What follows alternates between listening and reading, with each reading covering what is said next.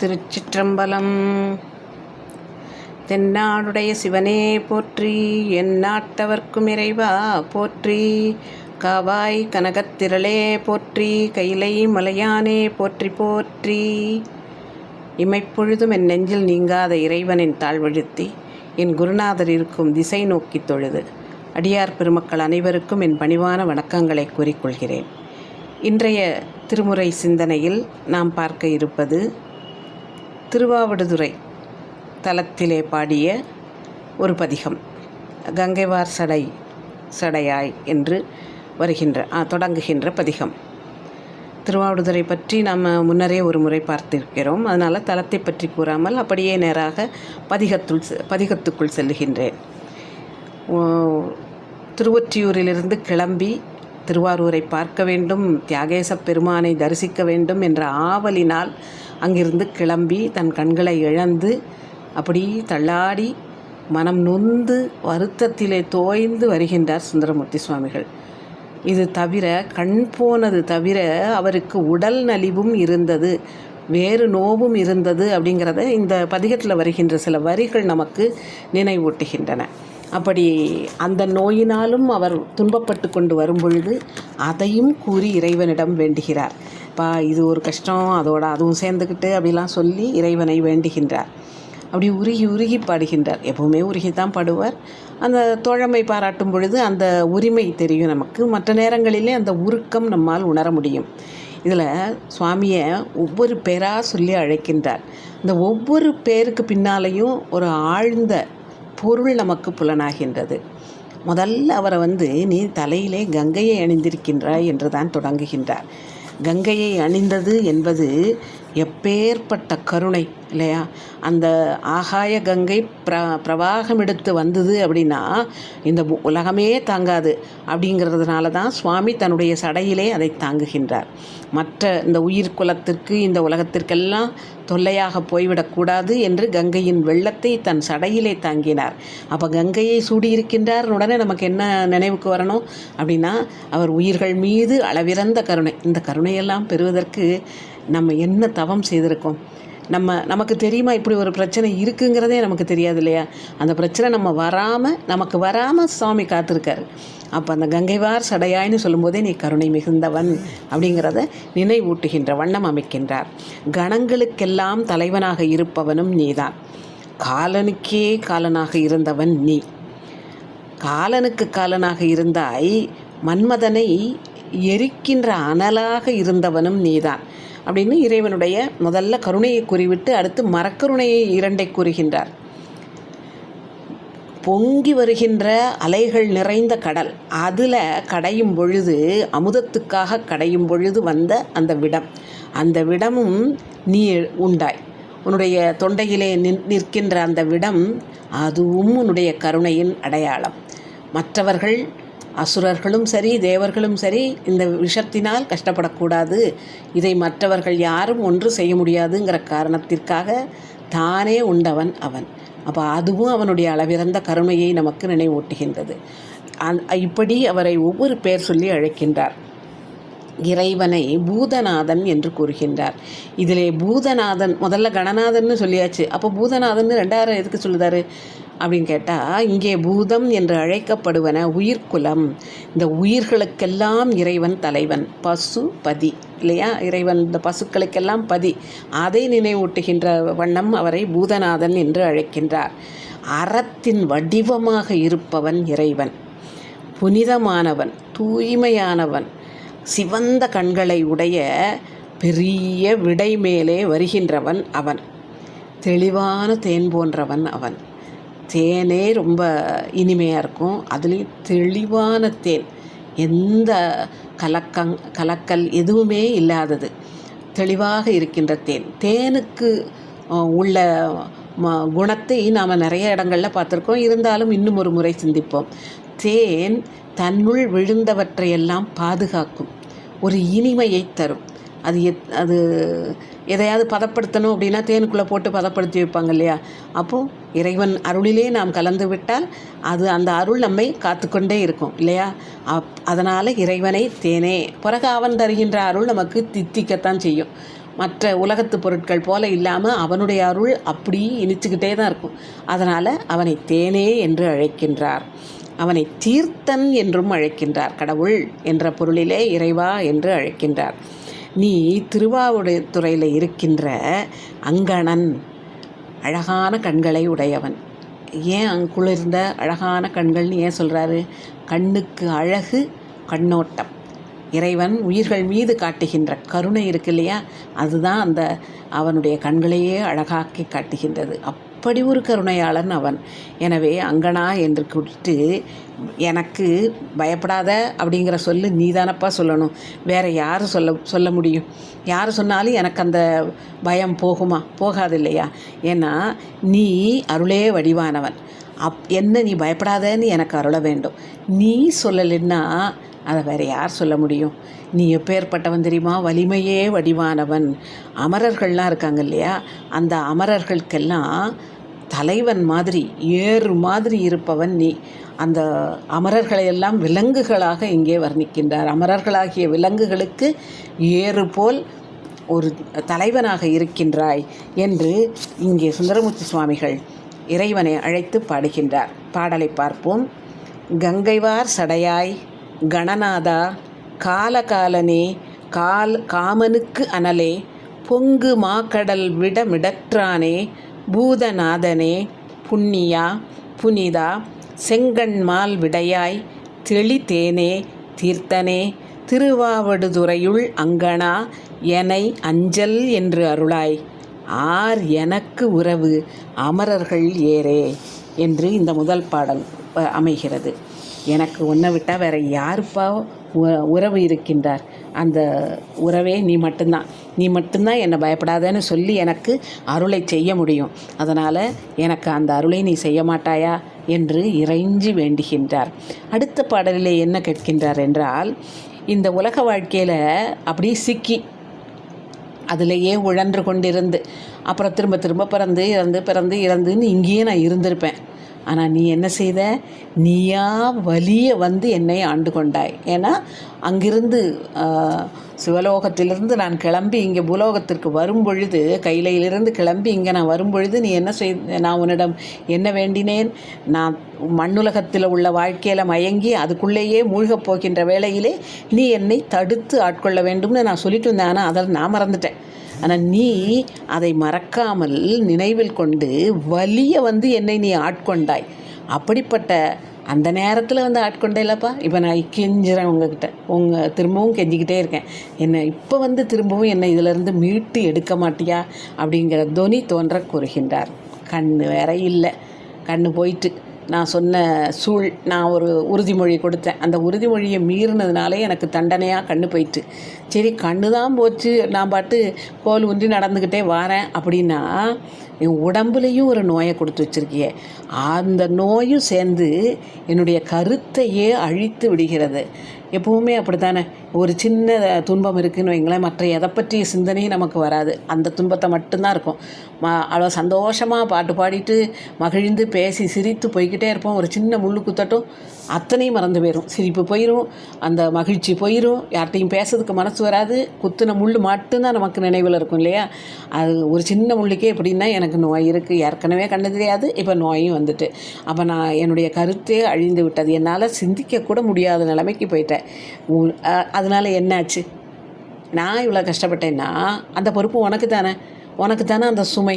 இப்போ என்ன சொல்லுவாங்க? இவருடைய அடியவன், இவர் இவ்வளோ கஷ்டப்படுறாரு அப்படின்னு தானே ஊரில் பேசுவாங்க. அப்புறம் என் கஷ்டத்தை நீ தான் எனக்காக தாங்கிக்கிட வேண்டியது இருக்குது. அதை கூட நீ யோசிக்க மாட்டேயே அப்படின்னு சொல்லிட்டு, ரொம்ப குளிர்ச்சியான கிரணங்களை உடைய நிலா உன்னுடைய சடைமுடியிலே இருக்கின்றது. அந்த சடைமுடியிலே நிலவை சூடி இருக்கின்றாய். தேவனே, எல்லா தேவர்களுக்கும் தேவன் நீதான். திருவாவடுதுறையில் இருக்கின்ற தலைவா, நீ பயப்படாதேங்கிற வார்த்தையை சொல்ல மாட்டாயா? நீதான் எனக்கு உறவு, உன்னை விட்டால் எனக்கு வேறு எந்த உறவும் இல்லை, அமரர்கள் ஏரே என்று நிறைவு செய்கின்றார். இரண்டாவது பாடலை பார்ப்போம். மண்ணில் மேல் மயங்கி கிடப்பேனை வலிய வந்தனை ஆண்டு கொண்டானே, கண்ணிலேன் உடம்பில் அடு நோயால் கருத்து அழிந்து உனக்கே பொறையானேன். பொறை இங்கே பொறுப்பு, சுமை, என்ற பொருளிலே வந்துள்ளது. உனக்கே புறையானேன் தென்னிலா எரிக்கும் சடையானே தேவனே திருவாவடுதுறையுள் அண்ணலே என அஞ்சல் என்று அருளாய் ஆர் எனக்கு உறவு அமரர்கள் ஏரே என்று இரண்டாவது பாடலை நமக்கு தருகின்றார். அடுத்து மூன்றாவது பாடலிலே இந்த தலத்திலே எழுந்தருளியிருக்கின்ற அம்மைக்கு பெயர் ஒப்பிலாமுலையம்மை. அந்த பெயரை இங்கே நினைவூட்டுகின்றார். ஒப்பிலாமுலையம்மையை உன்னுடைய உடம்பிலே ஒரு பாகமாக கொண்டிருக்கின்றார். ரொம்ப தூய்மையான ஊமத்தை மலரை உன்னுடைய திருமுடியிலே சூடியிருக்கின்றாய். முப்புரங்களை எரித்தவன், தீயால் அழித்தவன். அதாவது தேரெல்லாம் அமைத்து ஒவ்வொரு அந்த தேரின் பகுதி, அப்புறம் அதுக்கான குதிரை அப்படின்னு ஒவ்வொரு தேவர்கள் எல்லாம் வந்து அப்படி அமைத்து தேரில் கிளம்பும்போது அத்தனை பேருக்கும் நினைப்பு, ஆகா இத்தனை பேர் சேர்ந்ததுனால தான் சுவாமியால் அந்த முப்புரத்தை அழிக்க முடியுது அப்படின்னு சொல்லிட்டு, பறக்கும் கோட்டைகளை அழிக்க முடியுதுன்னு நினச்ச உடனே சுவாமி திரும்பி சிரிக்கிறார். அந்த சிரிப்பாலேயே அந்த முப்புரங்கள் எரிந்தன. இத்தனையும் என் கூட இருந்தாலும் என்னுடைய சிரிப்பு அதனை எரித்து விட்டதுங்கிற மாதிரி நீ சிரித்தே அவற்றை எரித்து விட்டாய். அந்த முப்புரங்களையும் தீயால் வளைத்து எரித்து சாம்பலாக்கி விட்டாய். அப்போது அவை செய்த தவறுக்கான தண்டனையை கொடுத்துட்டு நீ அப்படியே விடலை. அதில் இருந்த மூவர் அவர்கள் செய்த சிவபூஜையின் காரணமாக ஈட்டி வைத்திருந்த புண்ணியத்தின் பலனாக அவர்களுக்கு அருளை வழங்குகின்றாய். அதில் 2 பேர் வாயிற்காவலனாக உன் வாயிலே நின்று கொண்டிருக்கின்றார்கள். ஒருவர் குடமுழா இயக்குபவராக நீ நடனமாடும் பொழுது அருகிலேயே இருந்து அந்த நடனத்திற்கு ஏற்ற தாளத்தை வாசிக்கின்றார். எவ்வளவு பெரிய பாக்கியம் பாருங்களேன். தவறு செய்யும் பொழுது தண்டனை கொடுக்கின்ற நீ பூசை செய்து புண்ணியம் சேர்க்கின்றவர்களுக்கு அதற்கேற்ற பலனத்தையும் நீ தருகின்றாய். அவர்கள் மீது அந்த கோட்டையை அது மேலே கோபம் இருந்தாலும் செய்த பல புண்ணியத்திற்கான பலனையும் இறைவன் தருகின்றான் அப்படிங்கிறத இந்த வரிகள் நமக்கு உணர்த்துகின்றன. அறம் உரைப்பதற்காக, நன்னெறியை கூறுவதற்காக ஆலமரத்தின் கீழ் அமர்ந்து சனகாதி முனிவர்க்கு உபதேசித்தவன் நீ. அப்படி அருளுகின்ற செல்வனும் நீதான் என்று கூறிவிட்டு, இப்பொழுது திருவாவடுதுறையிலே இருக்கின்ற என்னுடைய தந்தை போன்றவனே, என்னை பயப்படாதேன்னு சொல்ல மாட்டியா? இந்த பிரச்சனையை பற்றி நீ கவலையே பட வேண்டாம் அப்படின்னு சொல்ல மாட்டியா? நீ சொல்லலைன்னா வேறு யாருப்பா எனக்கு சொல்லுவா? உன்னை விட்டால் வேறு யார் இருக்கா எனக்கு? அமரர்கள் ஏரே என்று அழைக்கின்றார். மூன்றாவது பாடலை பார்ப்போம். ஒப்பிலா முலையாள் ஒரு பாகா உத்தமா மத்தம் ஆறு தரு சடையாய் முப்புரங்களை தீவளைத்து அங்கே மூவருக்கு அருள் செய்ய வல்லானே செப்ப ஆல் நிழல் கீழ் இருந்து அருளும் செல்வனே திருவாவடுதுறையுள் அப்பனே என அஞ்சல் என்று அருளாய் ஆர் எனக்கு உறவு அமரர்கள் ஏரே என்று இந்த மூன்றாவது பாடல் அமைந்திருக்கின்றது. அடுத்து நான்காவது பாடலிலே என்ன கூறுகின்றார் என்றால், காளியோடு இறைவன் நடனமாடிய அந்த புராணத்தினை கூறுகின்றார். இந்த காளியோடு நடனமாடிய புராணத்திற்கு ஏகப்பட்ட நிறைய வகையான கதைகள் புராணங்கள் இருக்கின்றன. அசுரனை அழித்துவிட்டு அந்த கோபம் குறையாமல் காளி இருக்கும் பொழுது காளியுடன் நடனமாடி அந்த கோபத்தை குறைத்ததாக ஒரு புராணம். அப்படி கோபத்தோடு காளி ஆடி வரும் பொழுது அதை கூத்தினால் அவரோடு சேர்ந்து கூத்து நிகழ்த்தி அந்த கோபத்தை குறைத்தவன் நீ என்று கூறுகின்றார். எனக்கு நினைத்து பார்க்கின்ற அந்த அறிவு குறைந்த காரணத்தினால் நான் கொடுத்த வாக்கினை மீறிவிட்டேன். அதனால் கண்ணு போச்சு. சரி, கண்ணு தான் போச்சுன்னா உடம்புலையும் நோய் வந்து சேர்ந்துச்சு. அதனால் ரொம்ப மயங்கி போய் நிற்கிறேன். என்ன செய்யன்னு தெரியாமல் மயக்கத்தில் இருக்கிற மாதிரி இருக்கேன். நீ உயர்வான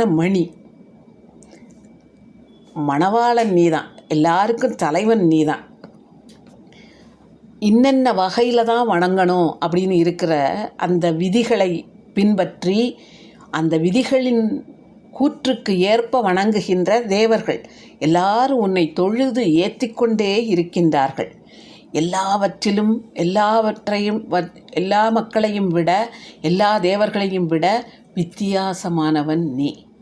அந்த அனைவரிலும் மாறுபட்டவன் என்பதற்கு விகிருதன் என்ற ஒரு சொல்லுண்டு. அந்த சொல்லை கூறி இறைவனை அழைக்கின்றார். நீ திருவாவடுதுறையில் இருக்கின்ற தலைவன், நீ என்னை பார்த்து பயப்படாதப்பா, உனக்கு சரியாயிரும் அப்படின்னு ஒரு வார்த்தை சொல்லக்கூடாதா? ஏன்னா உன்னை விட்டால் எனக்கு எந்த உறவும் கிடையாது. உறவு தான் அப்படியே அயர்ந்து வரும் பொழுது, அல்லல் பட்டு நிற்கும் பொழுது துணைக்கு வந்து நிற்கக்கூடியது உறவு தான். அப்போ எனக்கு உன்னை விட்டால் வேறு உறவே கிடையாதுன்னு இருக்கும்போது நீ தானே என்னை அஞ்சல்னு சொல்லி தைரியம் கொடுக்கணும். நீ அமரர்கள் ஏறு இல்லையா, வலிமையில் சிறந்தவன் இல்லையா, அமரர்களுக்கே தலைவன், அப்போ எனக்கு நீ இதை சொல்ல மாட்டியா என்று கேட்கின்றார். 4வது பாடலை பார்ப்போம். கொதிய நாள்னா கோபத்தினால். கொதியினால் ஒரு காளி தன் கோபம் குறைய ஆடிய குத்துடையானே, மதியிலேன் உடம்பில் அடு நோயால் மயங்கினேன், மணியே மணவாளா விதியினால் இமையோர் தொழுது ஏத்தும் விகிருதனே, திருவாவடுதுறையுள் அதிபனே என அஞ்சல் என்று அருளாய், ஆறு எனக்கு உறவு அமரர்கள் ஏரே என்று கூறுகின்றார்.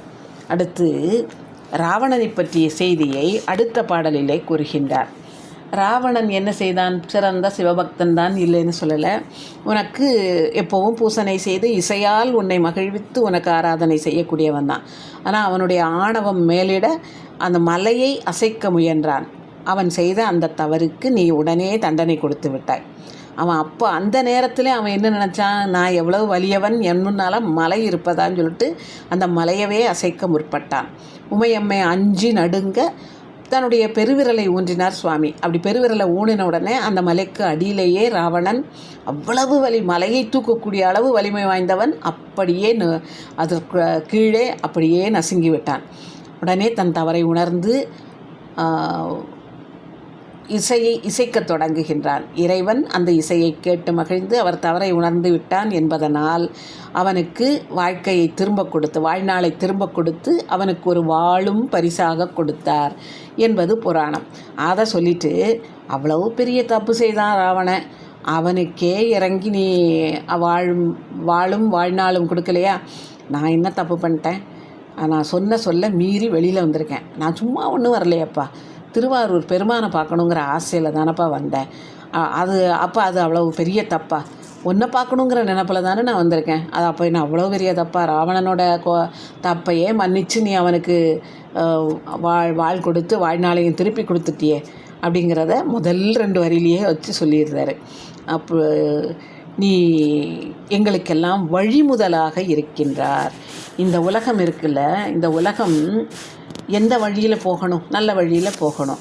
அந்த நல்ல வழிக்கு தலைமை பண்புடையவனாக வழிகாட்டுபவனாக இருப்பது யார்? இறைவன். அதனால் இறைவனை வழிமுதலே அப்படிங்கிற பெயரை சொல்லி அழைக்கின்றார். வெந்த நீரினை விரையென பூசியவன் நீ, வேடனாக வந்து அர்ஜுனனுக்கு பாசுபதாஸ்திரம் கொடுத்தவன் நீ. யாருக்கு எப்படி அருள் புரியணுங்கிறது உனக்கு தெரியும். அப்படி அதற்கேற்ற வேடத்திலே வந்து அருளக்கூடியவன் நீ. இவ்வளவு பெருமையுடைய நீ உன்னுடைய திருச்சடையினிலே நிலாவினை சூடியிருக்கின்றாய். அது உன்னுடைய அருளை திரும்பவும் நினைவூட்டுகின்றது. கண்களை இமைக்காத தேவர்கள்லாம் இருக்காங்க இல்லையா, அவர்களது பெருமை மிகுந்த ஈசன் நீதான், தலைவன் நீதான். நீ திருவாவடுதுறையிலே அந்தணா என்று அழைக்கின்றார். அந்தணா என்றால் இறைவன் தணா.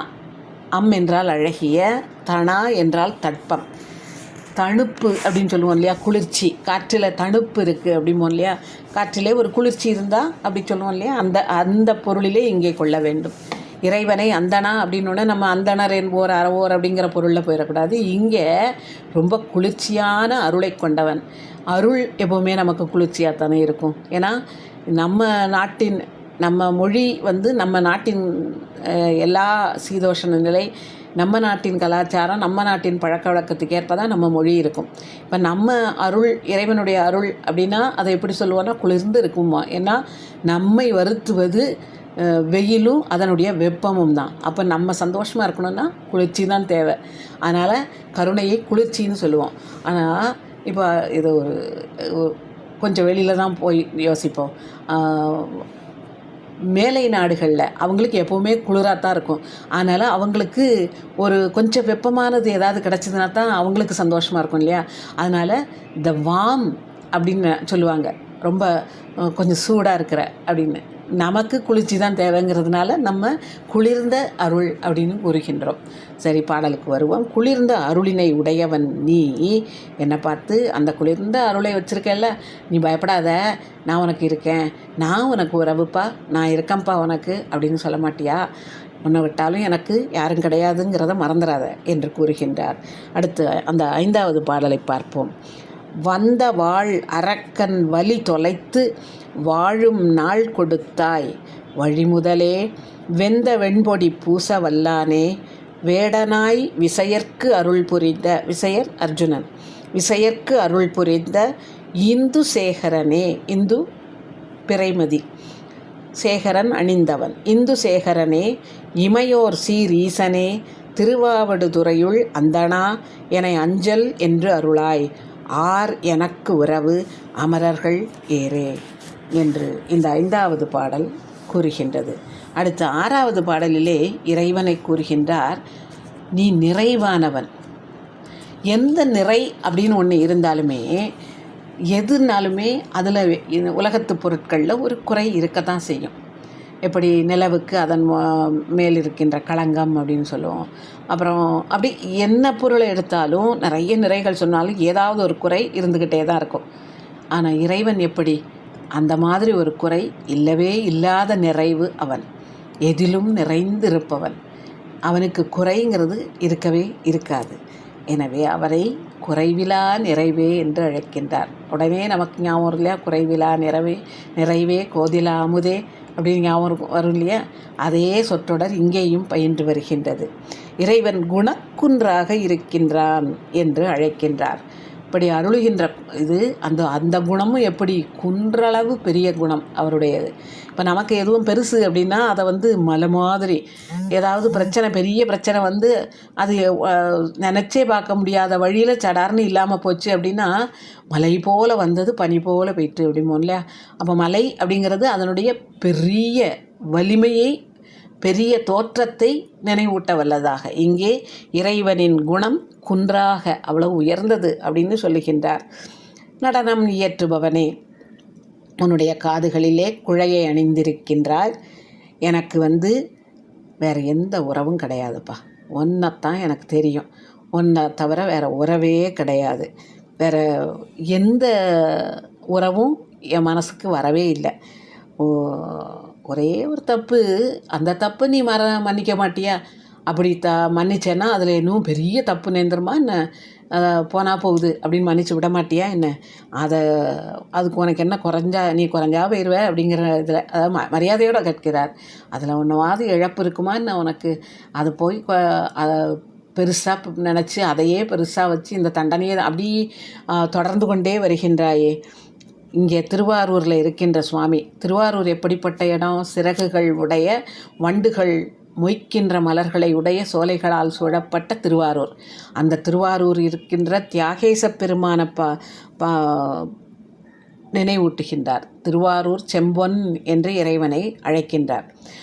அந்த திருவாரூர் செம்பொன்னு அழைப்பதன் மூலம் அந்த திருவாரூரை பார்க்கறதுக்கு தானே நான் ஆசைப்பட்டேன், வேறு என்ன ஆசைப்பட்டேன்? இவன் சும்மா நான் போய் அங்கே நண்பர்களோடு அளவலாவி இருக்கிறதுக்கா அல்லது வீணே பொழுதுபோக்குவதற்கா நினச்சேன்? திருவாரூர் சுவாமியை நினைக்கிறதுக்காகத்தானே, நான் போய் வணங்குவதற்காகத்தானே ஆசைப்பட்டு வெளியில் வந்தேன். அதனால் அதுவும் நீ தானப்பா. அப்போ நான் அங்கே போய் வணங்கினா உனக்கு என்ன கோவம் வந்துட்டு? அதில் எனக்கு இப்படி ஒரு தண்டனையை கொடுக்குற? திருவாவடுதுறையில் இருக்கின்ற அறமே வடிவானவனே, அஞ்சல், பயப்படாதேன்னு எனக்கு நீ அருள் புரிய வேண்டும். எனக்கு வேறு உறவு கிடையாதுப்பா என்று இந்த 6வது பாடலிலே கூறுகின்றார்.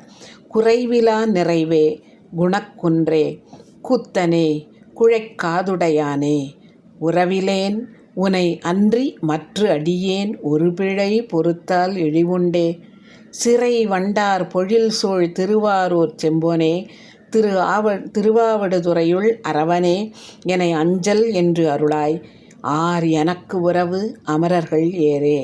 இந்த பாடலில் சிறை வண்டார் பொழில் சூழ் திருவாரூர் செம்போனே என்று அழைக்கின்றார் இல்லையா. திருவாரூர் பெருமானை நினச்சி தானே வந்தேன்னு. இங்கே இந்த கோயிலில், திருவாவடுதுறை கோயில்லையே திருவாரூர் தியாகேசர் அப்படின்னு ஒரு தனி சந்நிதியே இருக்குது. முசுகுந்த சக்கரவர்த்திக்கு தியாகேசராக அந்த தோற்றத்திலேயே சுவாமி காட்சி கொடுத்ததாகவும் அப்படி ஒரு தனி சந்நிதி இருக்குது அப்படிங்கிறத நினைவூட்டுகின்ற வண்ணம் பாடுகின்றார். ஏன்னா நடுவில் ஒரு 2வது பாடல்லையே 3வது பாடல்லையே பார்த்தோம் இல்லையா, ஒப்பிலா முலையம் பாகா அப்படின்னு அங்கே இருக்கின்ற அம்பாளின் பெயரை சொல்லி, அதே மாதிரி அந்த இந்த திருக்கோயிலுக்குள்ளே இருக்கின்ற மற்றொரு சந்நிதியாகிய திருவாரூர் தியாகேச பெருமான், அந்த தியாகேச பெருமானை நினைந்து அந்த சந்நிதியை நமக்கு குறிப்பாலை உணர்த்துகின்றார். அடுத்து 7வது பாடலில் என்ன சொல்லுகின்றார் என்றால், இப்போ அவருடைய மரக்கருணையை நினைவு கூறுகின்றார். பெரிய கோபப்பட்டு பாய்ந்து வந்த யானையின் அதன் தோலை உரித்தவன் நீ, வேங்கை புலியுடைய அதழை உன்னுடைய ஆடையாக அணிந்தவன், புலி தோலை அரைக்கு அசைத்து அப்படின்னு பாடியிருக்கார் இல்லையா, அதே மாதிரி இங்கேயும் ஞாபகப்படுத்துகிறார். எல்லாவற்றிற்கும் நீதான் தலைவன். அது விதி அப்படின்னு ஒன்று இருக்கும் தெரியுமா, அதாவது இது இன்னென்ன காரியங்கள் இன்னென்ன வகையிலே தான் நடக்க வேண்டும் அப்படின்னு விதிமுறையெல்லாம் வகுப்பாங்க இல்லையா, அந்த விதிமுறைக்கு தலைவன் நீ. சரி, விதிமுறைக்கு தலைவன் அப்படின்னா அது எந்த விதி இருந்தாலும் எங்கேயாவது ஒரு விதி விலக்கும் இருக்கும் இல்லையா. எப்பேற்பட்ட விதியாக இருந்தாலும் ரொம்ப அரிதான சந்தர்ப்பங்களில் இந்த விதியை மீறுவதற்கு சில விதி விலக்கும் கொடுப்பாங்க இல்லையா. இந்த விதிக்கே நீ தான் தலைவன், அப்போ விதி விலக்குக்கு மட்டும் நீ தலைவன் இல்லாமல் இருப்பியா, அதுக்கும் நீ தானே தலைவன். நான் கொடுத்த வாக்கை மீறியதால் தண்டனை அப்படின்னா எதுக்காக போனேன், திருவாரூர் பெருமானை தரிசிக்கணுங்கிற ஆசையில் தானே போகிறேன், அது விதி விலக்காக நீ எடுத்துக்கிட மாட்டியா அப்படிங்கிறத நினைவூட்டுகின்ற வண்ணம் விதி முதலே அப்படின்னு இறைவனை வணங்குகின்றார். உண்மையின் வடிவானவனே, மெஞ்ஞானம் வடிவானவனே, திருமால் என்ன கேட்டான் உன்னிடம் அப்படின்னா அந்த சக்கரத்தை கேட்டான். அதில் அந்த சக்கரத்தை கேட்டவுடன் அவன் உன்னை வேண்டி கேட்டவுடன் அந்த சக்கரத்தை அவனுக்கு கொடுத்தவன் நீ. அப்படி அவன் கேட்டதெல்லாம் கொடுக்குற ஆள் தானப்பா நீ, அருளே வடிவானவன் தானப்பா நீ, அப்போ எனக்கு மட்டும் ஏன் அருள மாட்டேங்க என்ற பொருளோடு கூறுகிறார். உன்னுடைய மேனி செம்மை நிறமான மேனி, அப்படி ஒளி வீசிக்கொண்டே இருக்கின்றார். தேசுடை மேனி இல்லையா அவருடையது, அவ்வளவு ஒளியான திருமேனி உன்னுடையது. உன்னுடைய கண்கள் சிவந்து காணப்படுகின்றன. திருவாவடுதுறையில் இருக்கின்ற தலைவனே, பயப்படாதேன்னு ஒரு வார்த்தை என்னை பார்த்து சொல்ல மாட்டியா, ஏன்னா நீ மட்டும்தான் எனக்கு உறவு, வேறு யாரும் கிடையாது என்று இந்த 7வது பாடல் கூறுகின்றது. பாடலை பார்ப்போம். வெய்ய மாகரி ஈருரி யானே, மாகரி பெரிய யானை, வேங்கை ஆடையினாய் விதி முதலே மெய்யனே,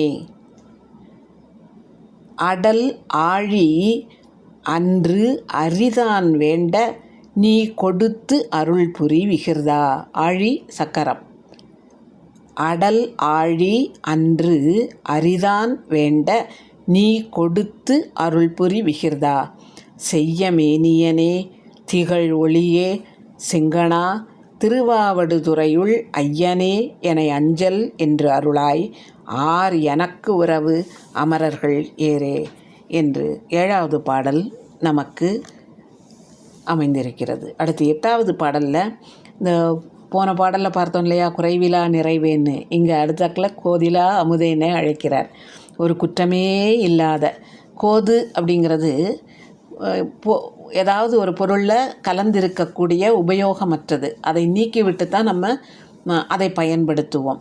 பலாச்சுளை எடுக்கும் அப்படின்னா அதில் இருக்கின்ற கோதையெல்லாம் நீக்கிவிட்டு சுளையை மட்டும்தானே எடுத்து உண்கிறோம். அதே மாதிரி தான் நமக்கு தேவையில்லாதவற்றை நீக்குவோம்ல, அந்த நீக்கப்படுவது தான் கோது. நீ அமுதம் போன்றவன், உன்னிடம் நீக்கிவிட தேவையான எந்த குறையுமே இல்லைப்பா, அப்படி குறைவே இல்லாத எந்த மாசுமே இல்லாத அமுதம் போன்றவன் நீ. உன்னுடைய தோற்றம் அருளே வடிவான தோற்றம். அதாவது நாமெல்லாம் கொண்டிருப்பது கருவிலே தோன்றி வளர்ந்த உடல். ஆனால் இறைவன் கொள்ளுகின்ற உடல் எப்படி அப்படின்னா அருளே வடிவம் எடுத்து இறைவன் வருகின்றான். நாம் சின்ன கருவாக இருந்து அது குழந்தையாக தாயின் வயிற்றுக்குள் வளர்ந்து பிறந்து சிறு குழந்தையாக இருந்து தவழ்ந்து நடந்து அப்படி வளர்ந்து இந்த உடல் வருகிறது. ஆனால் இறைவன் நினைத்த மாத்திரத்திலேயே, சங்கற்ப மாத்திரையிலேயே இவருக்கு அருள வேண்டும் அப்படின்னு இறைவன் நினைத்தவுடன் அந்த உடம்பை எடுக்கிறான். ஏன்னா நம்ம கண்ணுக்கு புலனாகணும் அப்படின்னா ஒரு எடுத்து வந்தால் தான் நமக்கு புலனாகும். அதுக்காக அந்த இடத்துல ரிஷபாரூடராக, நடராஜ திருமேனியாக, அப்போது நம்ம மாதிரியாக தசை பொதிந்த உடலாக அவனோடது அப்படின்னா இல்லை, அருள் அவனுக்கு வடிவம் தருகிறது. அவன் அருளே வடிவான உருவத்தை எடுக்கின்றான். நாம் தசையே வடிவான இந்த மாய உடம்பை எடுக்கின்றோம். அவன் அருளே வடிவான உருவத்தை எடுக்கின்றான். அந்த கோலத்தை நமக்கு காட்டுகின்றான். தேவர்களெல்லாம் உன்னை தொழுகின்றார்கள், நீ அவர்களுக்கெல்லாம் தலைவன்.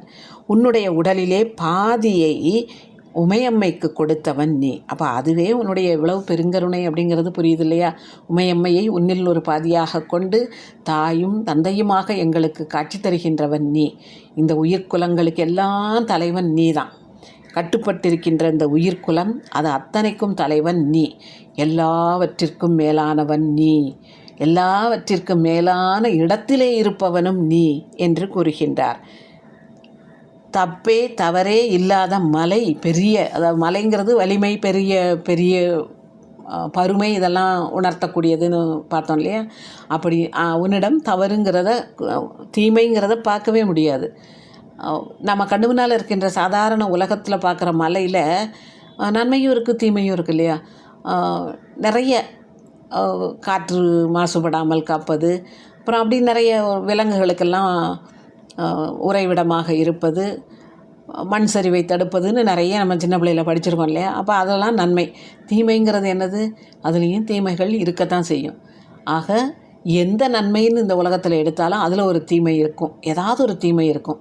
அளவுக்கு அதிகமாக எதையாவது நல்லது தரக்கூடாதுன்னு சொல்லிட்டு உட்கார்ந்து செய்தால் ஏதாவது ஒரு தீமை. உடற்பயிற்சி செய்தால் நம்ம உடம்பை நல்ல பக்குவமாக வச்சுருக்கோம் அப்படின்னு நினச்சி உடற்பயிற்சி செய்வது நல்லதுன்னு யாராவது சொல்லிட்டாங்கன்னா, விடிஞ்சதுலேருந்து அடைஞ்சது வரைக்கும் உடற்பயிற்சி செய்தே என்ன செய்வோம்? உடம்பை கெடுத்து வச்சுருவோம். அதனாலேயே பல பிரச்சனைகளை நோக்க வேண்டியதாகும். ஆக அந்த நன்மையிலும் அந்த தீமை இருக்குது. ஆனால் நீ எப்பேற்பட்டவன்? தீமையே இல்லாத நன்மை போன்றவன், நன்மையானவன் நீ. அதுவும் மலை மாதிரி பெரியவன். உன்னுடைய திருவருள் இருக்கே, அது மொத்த வடிவமாக இருக்கின்றது. அப்படிப்பட்ட நீ வீரன் என்று அழைக்கின்றார். இறைவனை வீரனே என்று அழைக்கின்றார். திருவாவடுதுறையில் இருக்கின்ற ஆதி, எல்லாவற்றிற்கும் முதலானவன் நீ தான். உன்னை விட்டால் எனக்கு வேறு உறவுங்கிறதே கிடையாது. நீ என்னை பார்த்து சொல்ல வேண்டாமா, பயப்படாத, நான் இருக்கேன் உனக்கு அப்படின்னு சொல்லணுமா இல்லையா? அமரர்களுக்கெல்லாம் ஏறு போல தலைவனாக இருப்பவனே என்று இந்த 8வது பாடல் கூறுகின்றது. அந்த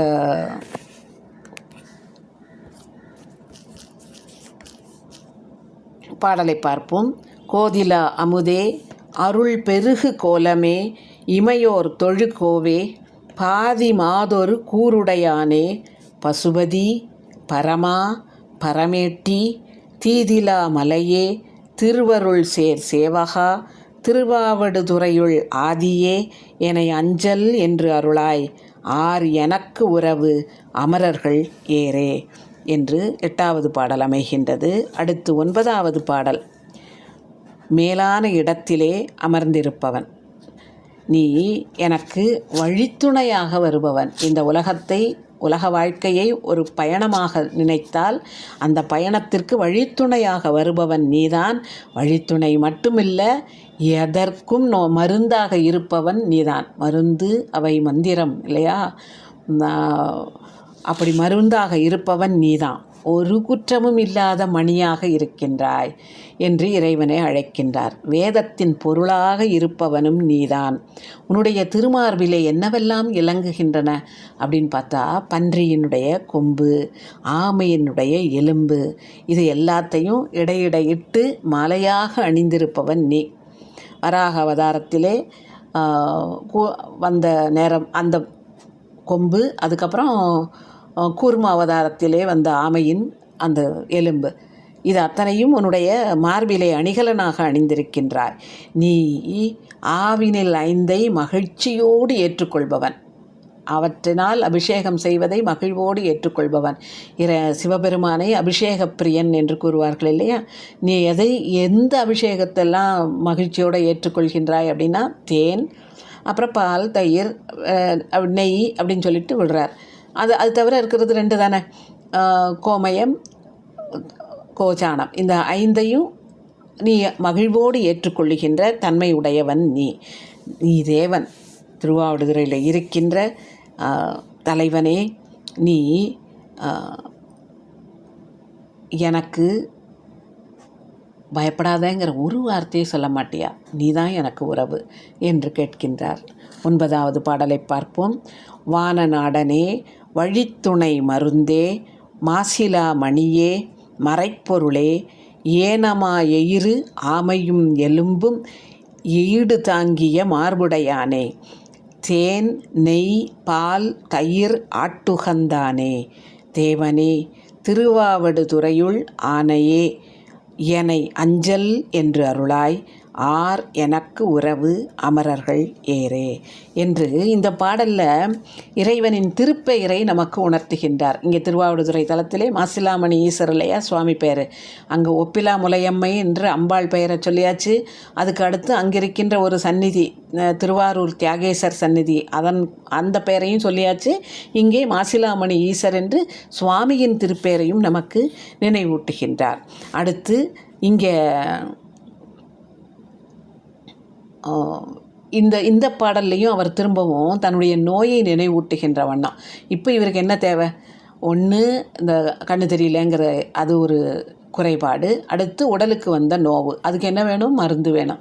நீ மருந்து தானே, நீ எனக்கு உடம்பு சரியில்லை, அப்போ நீ அந்த மருந்தாகிய உன்னுடைய அருளை எனக்கு நீ தரணுமா வேண்டாமா?